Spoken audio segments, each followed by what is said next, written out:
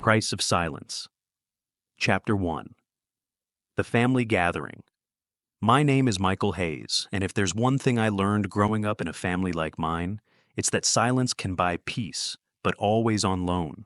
I hadn't set foot in my childhood home in over 4 years, not since the Christmas when everything changed. Yet here I was, standing in the old driveway in Charleston, South Carolina, my hands sweaty, heart thumping, as I stared at the familiar red brick facade. Every June, my mother insisted on the Hayes family reunion. It was more a public relations event than a gathering of loved ones. A chance for my father to parade his real estate empire, for my sister Julia to flash her perfect engagement ring, for my Uncle Dan to brag about his latest investment. Meanwhile, I'd always been the disappointment, the journalist who could have made partner at the firm if only I'd followed the family path. The house was bustling. Waiters wove between tables on the patio. My niece giggled, running circles around her mother's legs. At the center, my father, silver-haired, imposing, always in control, held court like a senator. As I walked in, a few heads turned, their expressions flickering between surprise and discomfort. "Michael!" My mother's voice overly bright. "We didn't think you'd make it." I shrugged, forcing a smile. Just passing through. The old kitchen felt smaller, even though Dad had renovated it to open the space. I poured a drink and took my usual post by the French doors, half in, half out, watching everyone pretend nothing was wrong. That was the unspoken rule: never discuss the uncomfortable, never mention the past, never hint at the rift that nearly tore the family apart. Julia approached, her heels clicking on the tile. "You look good, Mike. Still chasing stories?" She made it sound like an insult, but her eyes darted nervously to the hallway where Dad was holding court. "Always," I replied, voice even. "That's why I'm here, actually." She frowned. "What do you mean?" Before I could answer, Dad's voice boomed over the crowd. "Everyone, to the living room, time for the family toast." Like loyal subjects, everyone filed in, glasses raised. I hung back, my mind replaying the events that drove me away 4 years ago, the secret that still festered like an unhealed wound.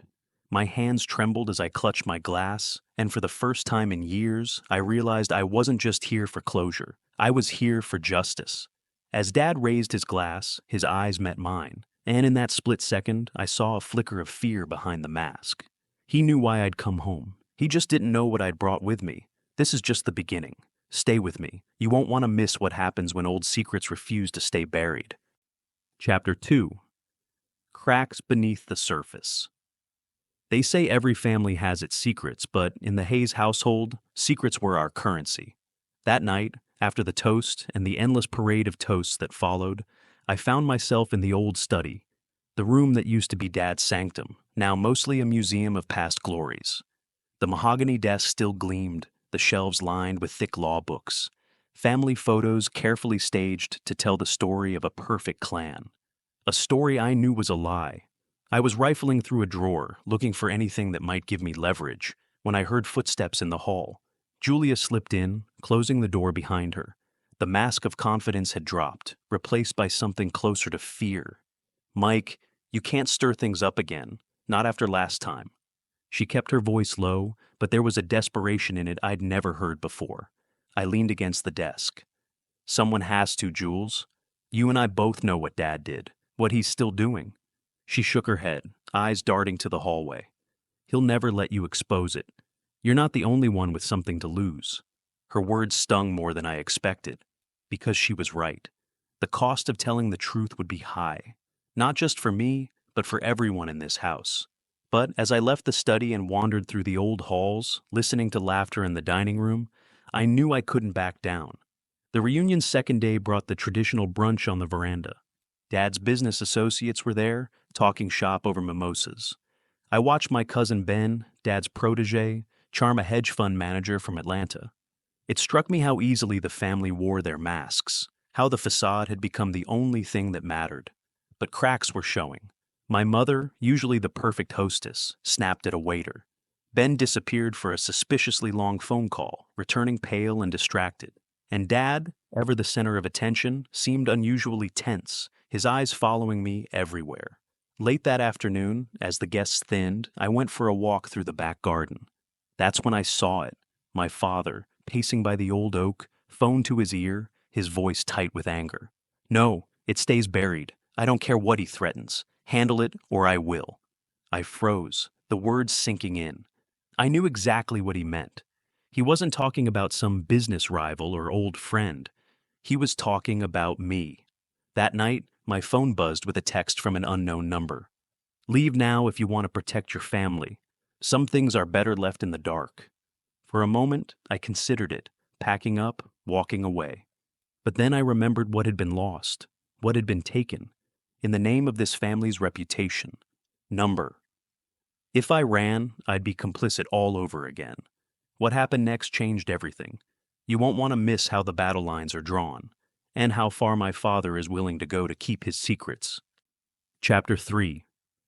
The Breaking Point. The storm broke just after midnight. It wasn't rain, but a different kind of pressure. The kind that comes when too many secrets pile up, and something finally has to give. I was lying awake in the old guest room, listening to the house creak and settle, feeling that strange heaviness you get when you know a turning point is coming. Sleep was out of the question.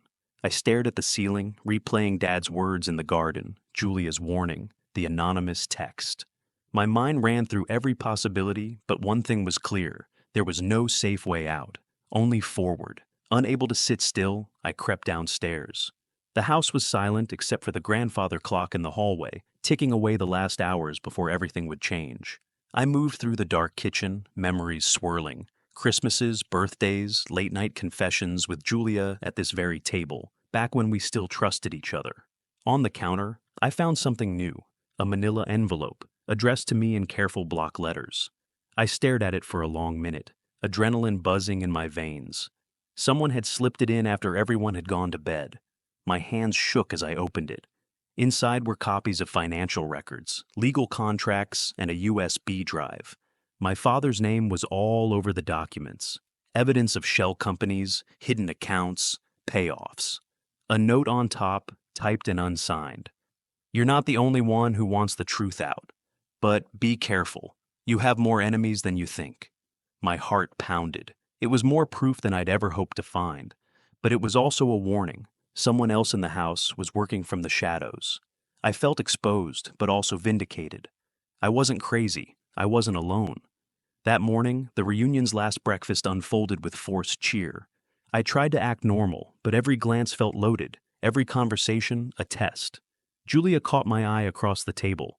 There was understanding there, but also terror. Ben barely looked at me. My mother seemed fragile, teetering on the edge of a breakdown. As the meal ended, Dad stood to make his final speech. Family is everything, he said, voice booming, eyes sweeping the room. We protect each other, no matter what. I caught the edge in his words, the threat hiding behind the sentiment. He was warning me, warning all of us. Step out of line, and the consequences would be brutal. That afternoon, I met Julia in the garden. She was shaking. I can't keep doing this, Mike, she whispered. It's killing me. We're close, Jules. I found something. Or someone found me. I showed her the documents, watched her face go pale as she realized the scope of it all. Dad will destroy you if you go public. I don't care anymore, I said, surprising myself with how true it felt. If we don't end this, it'll swallow us all. The choice was stark. Expose the truth and risk everything, or stay silent and let the rot continue. For the first time in my life, I saw Julia truly undecided, torn between fear and hope. As I left the garden, my phone buzzed again. Another text, this time just 4 words. He knows. Move fast. My blood ran cold. The lines had been drawn. There was no going back. This is it. The battle for the family's soul begins now. What comes next will tear open wounds no one expected. Stay with me. Chapter 4. War in the living room.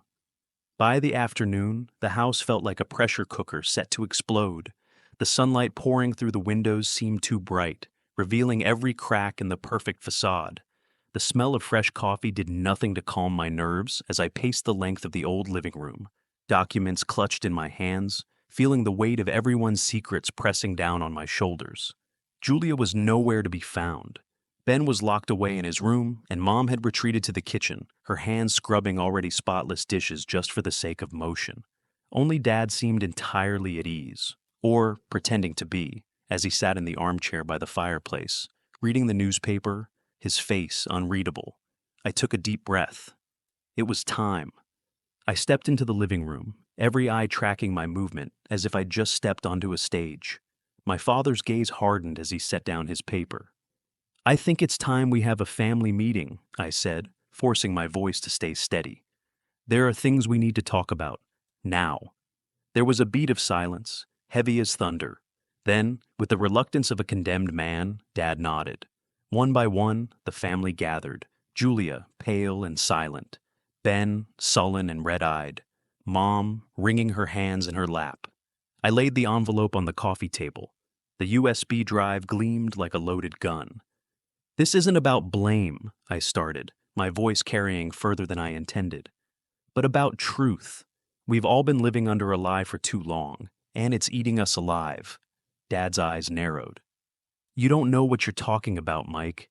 You're young. You don't understand how the world works." A bitter laugh escaped me. "Maybe not, Dad, but I understand when something is rotten, and I'm not the only one who thinks so." I handed the papers to Julia. Her hands trembled as she flipped through the evidence, then she looked up at Dad, betrayal plain on her face. "Is it true?" she whispered, barely able to get the words out. Dad didn't answer. Instead, he looked at me, years of authority and expectation swirling in his stare. "If you do this, you'll destroy this family, everything I've built." For a moment, I wavered. I saw the pain in Mom's eyes, the confusion in Ben's, the sheer terror in Julia's. I saw 1,000 memories, Christmas mornings, birthday candles, summer trips. Was I about to shatter it all? But then I remembered what had been lost to keep up this charade, the people hurt, the dreams sacrificed, the wounds left to fester, and I knew that silence was no longer an option.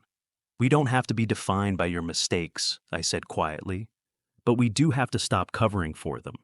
The room erupted. Dad accused me of betrayal, of naivety, of being manipulated. Ben shouted that I was destroying everything. Mom broke down in tears. Julia tried to play peacemaker, but the wounds were too deep. Amidst the chaos, I placed the USB drive in front of Dad. "It's all here," I said.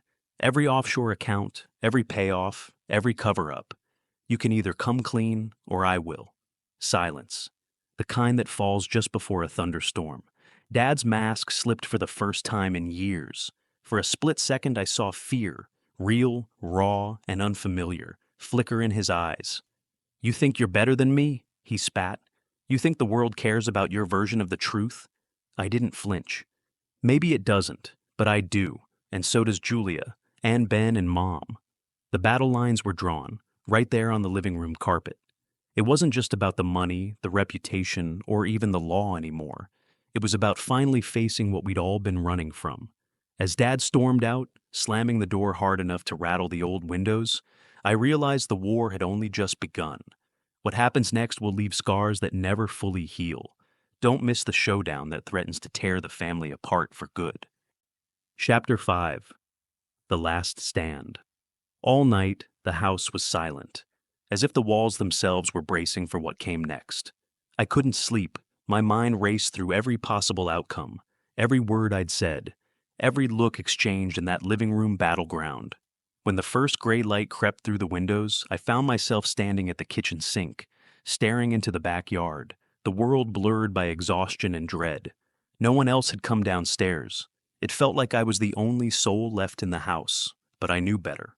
I could sense the presence of my family scattered behind closed doors, each of us alone with our thoughts, our regrets, our anger. I made a pot of coffee, the mundane task grounding me, and poured a mug, letting the heat settle my shaking hands. Then I heard footsteps, slow, heavy, deliberate. It was Dad. He didn't say a word, just nodded toward the back porch and stepped outside. I followed, coffee still in hand, as the cool morning air hit my face. He leaned against the railing, staring at the overgrown garden. For the first time, he looked smaller, older. The invincibility I'd associated with him all my life was gone. "I didn't want it to end up like this," he finally said, voice rough. "Neither did I." My own voice sounded foreign. But it's not too late. You can still do the right thing. He shook his head. You don't know what it's like to have the world expect everything from you, to build something, to keep it all afloat. Sometimes you cut corners. Sometimes you lie to the people you love. You tell yourself it's for them, for the family. But somewhere along the line, you forget why you started. I let the words hang in the cold air. I wanted to argue, to yell, to demand repentance. But all I felt was a tired, hollow ache, the kind that comes from loving someone and hating what they've become. He looked at me, eyes glistening. You really going to go through with this? You'll bring it all down? I took a slow breath. It's already falling, Dad. The only thing left is to decide whether we're honest about it or whether we let it bury us. For a long time, we stood there, two men separated by more than just years. Then, without another word, he turned and went back inside. I stayed outside, listening to the birds and the distant hum of a world that didn't know or care about the battles waged within these four walls. When I returned inside, I found Mom at the dining room table. She'd been crying, but when she saw me, she straightened, her face set with determination. I know you're doing what you think is right, she said, voice trembling. But you're not the only one this affects. You have to remember, this is my life, too. I built this family. I held it together while he worked, while you all grew up. Don't make me out to be a victim, Michael. I don't, I replied softly. But you deserve to know the truth. And so do Ben and Julia. We all do. One by one, the rest of the family emerged. Julia was pale but composed. Ben, angry and restless, wouldn't meet my eye. The four of us sat around the kitchen table, sunlight stretching across the battered surface like a silent witness. It was Dad who broke the silence. He laid the USB drive in the center of the table, as if making an offering. I called the attorney, he said quietly. We're coming clean, all of it. It'll destroy my career, maybe put me in prison. But I can't run anymore. No one spoke. The words settled like dust. I'm sorry, he said, voice breaking. I failed you all. I felt the familiar surge of anger, of sadness, of everything I'd kept bottled for years. But I also saw something new, a crack in the armor, a willingness to face the consequences. Julia reached out, covering his hand with hers. Ben nodded, still unable to look up. Mom wept silently. We sat like that for a long time, broken, together. At last, Dad squeezed Julia's hand and stood. The attorney will be here in an hour, he said. We need to be ready. It wasn't victory. It wasn't vindication. But it was a beginning. In that kitchen, surrounded by the scars and rubble of everything we thought we were, I realized revenge wasn't the point. Justice, maybe, but more than that, a chance to finally be honest, to heal, to rebuild on something real. The fallout is coming, and nothing will be the same. Stay for the final reckoning when truth meets consequence. Chapter 6. Reckoning and Renewal. The day the attorney arrived, a storm brewed over the house, both in the sky and inside our walls. It was as if the universe itself wanted to match the tension that had settled into every corner of our home. None of us spoke much that morning. The house was unusually tidy, as if preparing itself for judgment. I watched Dad pace the living room, his steps slow, shoulders bowed beneath the weight of years of secrets. Mom sat on the sofa, hands clasped in her lap, lips moving in silent prayer. Julia hovered in the kitchen, pouring cup after cup of coffee that went cold before anyone could drink it. Ben stood by the window, arms folded, his gaze fixed on the storm clouds rolling in from the west. When the doorbell finally rang, the sound was sharp and final, like a gavel coming down. The attorney, Mrs. Salinas, a small, steel-eyed woman, entered with a briefcase and a quiet, commanding presence. She greeted each of us with a nod and took her place at the head of the dining table. Let's begin, she said, voice calm but unyielding. For the next hour, every stone was overturned. Ms. Salinas reviewed documents, asked questions, and pressed for clarity where my father's explanations grew vague. She didn't flinch at half-truths or emotional pleas. As the story of the family's misdeeds unfolded, misappropriated funds, falsified documents, backroom deals, each revelation was a blow, not just to Dad, but to all of us. The silence that followed her summary was suffocating. This will be difficult, she finally said, closing her folder with finality. But facing the consequences is the first step toward restoring your family's name and your own sense of peace. Dad nodded, his face ashen. What happens next? She looked around the table. You'll self-report to the authorities. That may lessen the consequences. There will be public fallout, reputations damaged, property lost. But you will have owned your actions. You will have a chance to rebuild. If you cooperate fully, the system will show leniency. Mom began to cry quietly. Ben sat rigid, as if made of stone. Julia reached for my hand beneath the table, gripping it tight. I realized then just how much I'd wanted this moment. Not revenge, not punishment, but the chance for truth to finally shatter the lies. That night, the house was different. It didn't feel like a prison anymore. It felt raw, wounded, but honest. As the rain battered the windows, we came together for dinner, each of us bringing a piece of ourselves back to the table. There were no accusations now, just a quiet understanding that none of us were innocent, but all of us could choose what happened next. In the days that followed, news spread quickly. The local papers ran headlines about the investigation, about a once-respected family facing the consequences of their own ambition.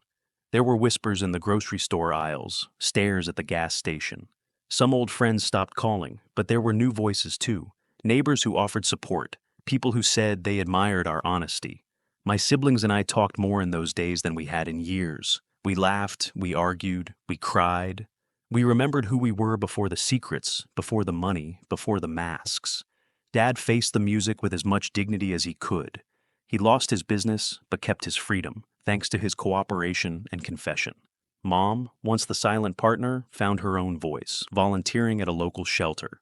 Ben finally sought help for the anger that had simmered for years. Julia started a blog about family, honesty, and rebuilding after ruin. As for me, I felt lighter. I started running in the mornings, pounding the pavement with all the weight I'd carried for years. I started writing again, telling our story, not as a warning, but as proof that families, like people, are strongest not when they're perfect, but when they choose truth over comfort.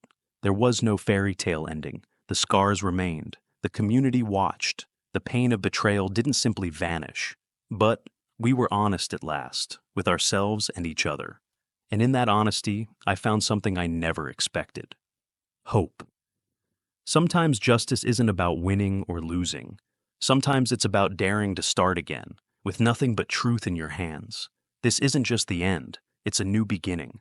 If you've ever wondered what happens after the secrets are out, stay with us. The story of renewal has just begun.